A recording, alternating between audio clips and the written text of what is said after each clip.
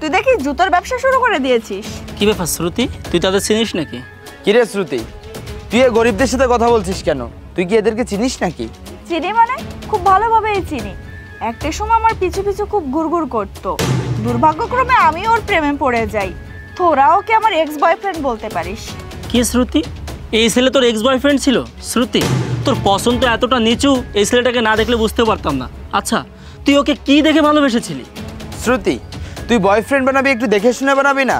আর ওর সাথে কে, ওর বাবা নাকি? আরে আমি কি জানতাম নাকি ও একটা ছোট লোক? আমি তো ভেবেছিলাম ও বড় লোক। ওর সঙ্গে রিলেশন করলে আমাকে দামি দামি গিফট দিবে, ভালো ভালো জায়গায় ঘুরতে নিয়ে যাবে। কিন্তু পরে যখন আমি ওর আসল রূপ দেখতে পাই, তখন আমি ওর সঙ্গে ব্রেকআপ করে নিই। শ্রুতি, তুই আমাদের ফ্রেন্ড, তোর একটা স্ট্যাটাস আছে, তোর একটা লেভেল আছে। আচ্ছা, তোর স্ট্যাটাস লেভেলকে ইসলের সাথে যায় বল? ও তোকে কি করে ঘুরাবে, কি করে খাওয়াবে? আর ও নিজেই তো চলতে পারে না। আলামিন, তুই একদম ঠিক কথা বলেছিস। আরে তোরা কি শুরু করলি? বাদ দে তো তোরা। আর তোরা শুনে রাখ, এই ফকিরের থেকে আমি একটা ভালো ছেলে ডিজার্ভ করি। এই, তোমরা আমার ছেলেকে নিয়ে সব কি বলছো? আপনি চুপ করুন। আপনার ছেলে কি করেছে জানেন? আপনার ছেলের সঙ্গে আমার যখন রিলেশন ছিল, তখন আমি একটা আইফোন কিনে দিতে বলেছিলাম। একটা আইফোন তো দূরে থাক, আমাকে একটা অ্যান্ড্রয়েড ফোনও কিনে দেয়নি। আরে আমি তো আপনার ছেলেকে ভেবেছিলাম ও অনেক বড় লোক, কিন্তু ও যে এতটাই ছোট লোক, আমাকে সামান্য একটা গিফটও কিনে দেয়নি।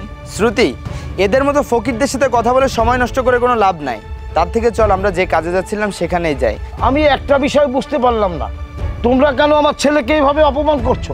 আরে আপনার ছেলের সাথে আমি যা করেছি তা তো কম হয়ে গেছে, এর থেকে বেশি করা উচিত ছিল। এই চল তো তোরা। এই শ্রুতি, এই দেখ, ইকি গ্রুপ থেকে আমাদেরকে মেসেজ করেছে। আরে তাড়াতাড়ি কল দে, দেখ আমাদের কখন যেতে বলে। আর এদের মতো ছোট লোক তো ইকে গ্রুপের নাম কখনো শোনেইনি। ওদেরকে একটু দেখিয়ে দে আমরা কত বড় লোকদের সাথে উঠা বসা করি।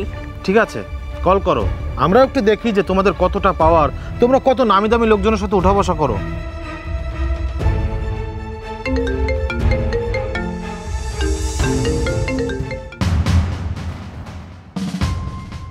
আরে কি ব্যাপার, আমি কল করলাম স্যার, কি আর তোর ফোন বেজে উঠলো কেন? কলটা আমার ছেলের কাছে আসবে, এটাই তো স্বাভাবিক, কারণ আমার ছেলে ইকে গ্রুপের ওনার। ইয়ে মানে কামরুল না? মানে স্যার, স্যার আপনি ইকে গ্রুপের মালিক? সরি স্যার, আমরা আসলে বুঝতে পারিনি, না বুঝে আপনার সাথে খারাপ ব্যবহার করে ফেলেছি। একটু আগে না তোমরা আমার ছেলেকে যা না তাই বলে অপমান করেছো, আর এখন সার সার করছো। ব্যাপারটা তো ঠিক বুঝলাম না। বাবা, তুমি কখনো গিরগিটি দেখেছো যারা মুহূর্তে রং বদল করে ফেলে? গিরগিটি শুধু কিন্তু জঙ্গলে থাকে না, এই যে তোমার সামনে যারা দাঁড়িয়ে আছে না, এরা সবাই গিরগিটির মতো। দেখলে তো কিভাবে এক মুহূর্তের ভিতরে নিজেদের লুকটা চেঞ্জ করে ফেলেছে। একটু আগে এরা আমাকে জানা তাই বলে অপমান করছিল, আবার এখন যখন জানতে পেরেছে যে আমি ইকে গ্রুপের ওনার, তখন আবার আমাকে কিভাবে সম্মান করছে। একেই বলে পাওয়ার। এতক্ষণ তোমরা এখানে দাঁড়িয়ে আমাকে জানা তাই বলে অপমান করেছো, আমি তোমাদেরকে কিচ্ছু বলিনি। এর কারণ কি জানো? কারণ আমার বাবা আমাকে শিক্ষা দেয়নি। কি নিজেকে অনেক সুন্দরী মনে করো, তাই না? আরে আমি তোমাকে ভালোবাসতাম, তাই আমার কাছে তুমি সেরা সুন্দরী ছিলে। এই সৌন্দর্য নিয়ে এত অহংকার দেখিও না। হ্যাঁ, আমি মানছি যে একটা সময় আমার কাছে কিছুই ছিল না, তাই তোমাকে আমি কিছু দিতে পারিনি। তার মানে এই না যে সারাটা জীবন আমি এমন থাকবো। আসলে তোমাদের মতো মেয়েদেরকে না ভালোবাসা উচিত না।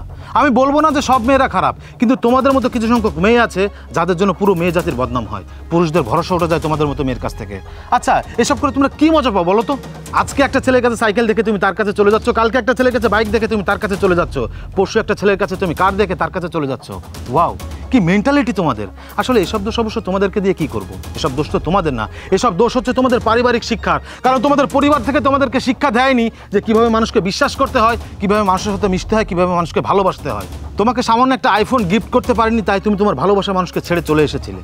ও মাই মিস্টেক। আমি এখানে ভালোবাসা কেন বলছি? কারণ যে মানুষ সম্পত্তি টাকা থেকে সম্পর্ক করে, সে অন্তত ভালোবাসাটা বুঝবে না।